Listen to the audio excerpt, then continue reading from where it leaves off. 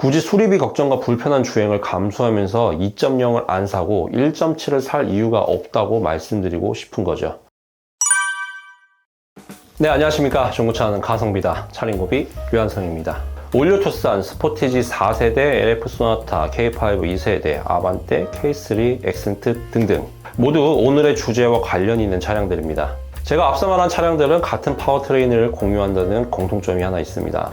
바로 현대의 1.6 또는 1.7 U2 디젤 엔진의 건식 DCT 트랜스미션 조합입니다. 네, 그 말도 많고 탈도 많은 DCT입니다. 자, 그래서 오늘의 주제, 우리가 중고차를 고를 때 현대 DCT 사도 괜찮은가? 우리가 중고차 관련 컨텐츠를 보다 보면 그냥 막연하게 DCT 달린 중고차를 사지 말라는 컨텐츠들이 생각보다 많이 있습니다. 그래서 오늘은 현대의 DCT에 대해서 조금 자세히 그리고 전문적으로 말해보자 합니다. 조금 길어질 수도 있을 것 같은데 중요한 내용이니까 끝까지 한번 같이 알아보시죠. 먼저 간단하게 DCT에 대해서 알아보겠습니다.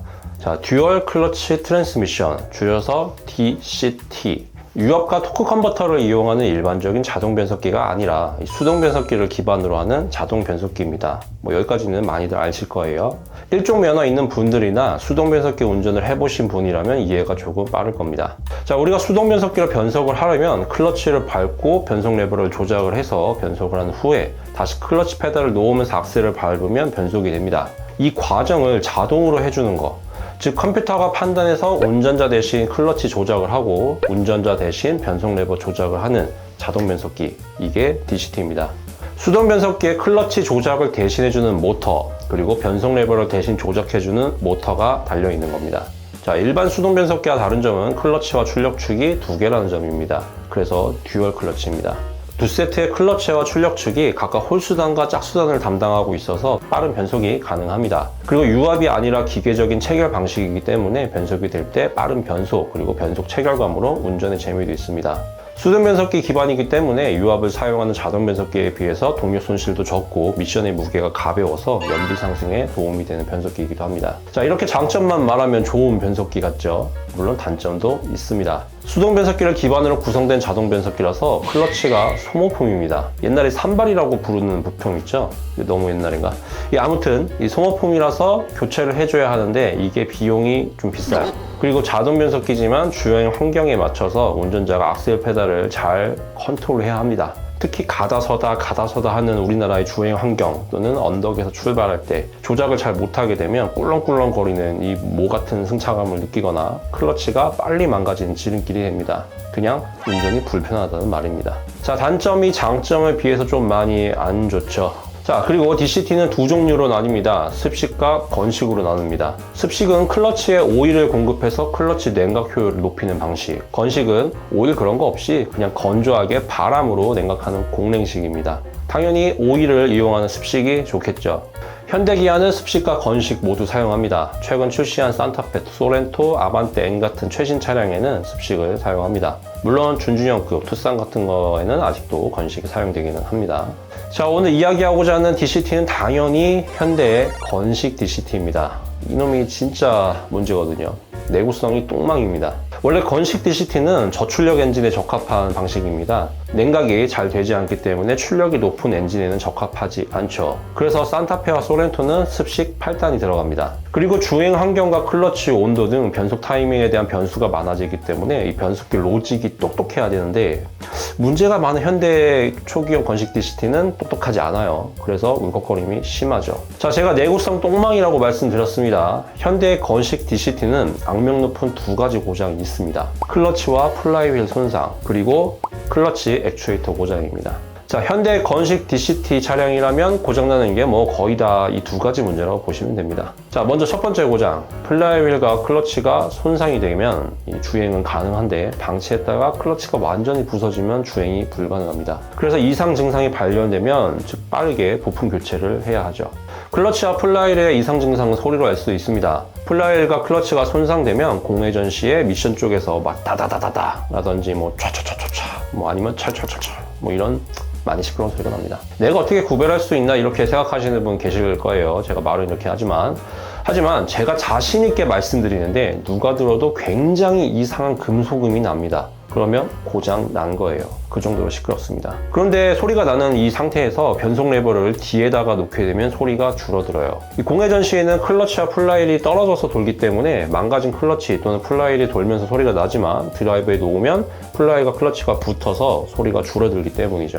이런 증상을 가지고 있다면 플라이휠과 클러치가 손상되었기 때문에 신품으로 교체를 해야 합니다. 자, 두 번째 고장, 클러치 액추에이터는 운전자 대신 클러치를 조작해주는 모터입니다. 우리가 발로 받는 클러치 페달 대신 모터로 작동을 합니다. 듀얼 클러치라서 홀수와 짝수 기어에 맞춰서 클러치 조작을 합니다. 그런데 액추에이터가 고장나면 클러치 조작이 안 돼요.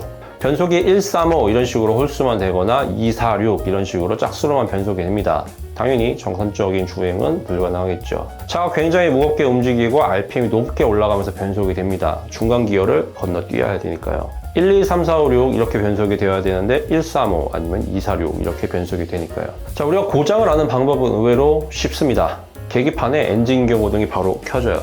그리고 변속 레버를 수동으로 전환해서 조작을 해보면 홀수 또는 짝수로 전환이 되지 않을 경우가 있습니다. 자, 그렇다면 이 클러치 액추에이터가 고장 난 겁니다. 역시 신품으로 교체를 해야 합니다. 자, 이 두 가지 고장 모두 수리하면 문제없이 정상 주행 가능합니다. 문제는 역시 교체 비용이겠죠. 먼저 부품값이 더블 클러치가 30만 1,400원, 플라이휠이 25만 3,000원, 클러치 액추에이터가 47만 8,500원입니다. 자, 세 개 다 교체하면 부품값이 100만 원이 훌쩍 넘어가게 되죠.